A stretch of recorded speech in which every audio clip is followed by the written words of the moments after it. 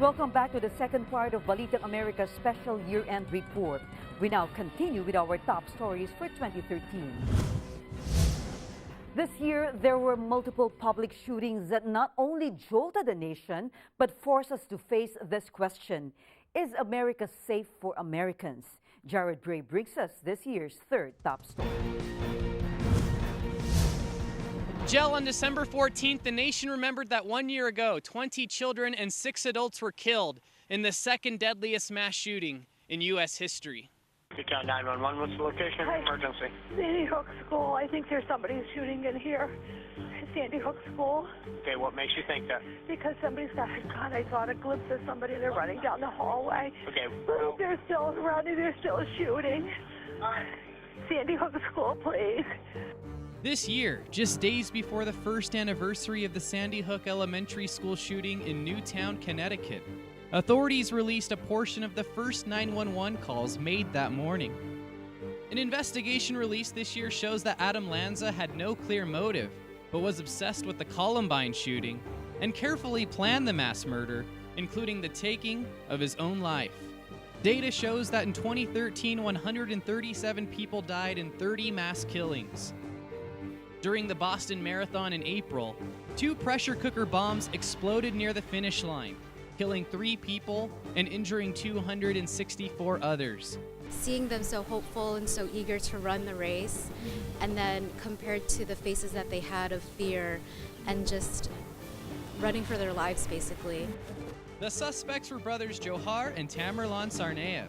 During an exchange of gunfire, Tamerlan was shot by police, while Johar was injured while making an escape. He was arrested 4 days later. Johar was charged with the use of a weapon of mass destruction among other charges, and he could face the death penalty. In June, he pleaded not guilty. In September, a lone gunman, Aaron Alexis, went on a shooting rampage at the Washington Navy Yard. Mr. Alexis had legitimate access to the Navy Yard as a result of his work as a contractor. Alexis, who was a Navy reservist, reportedly had a pattern of misconduct and suffered from anger management problems associated with post-traumatic stress disorder. He was killed by police in the second deadliest mass shooting on a U.S. military base. In November, there was a scene of panic and bloodshed at one of the world's busiest airports after a lone gunman opened fire inside Terminal 3 of Los Angeles International Airport. The suspected gunman, Paul Anthony Ciancia, reportedly killed 1 TSA agent while injuring several others. Francis Aquino was at LAX when the terror took place. Is this really happening? What's happening and what's going to happen to me? In December, Ciancia was indicted by a federal grand jury on 11 felony counts, including murder and attempted murder. He could face the death penalty. As the nation continues to face terror, the debate over gun control has intensified.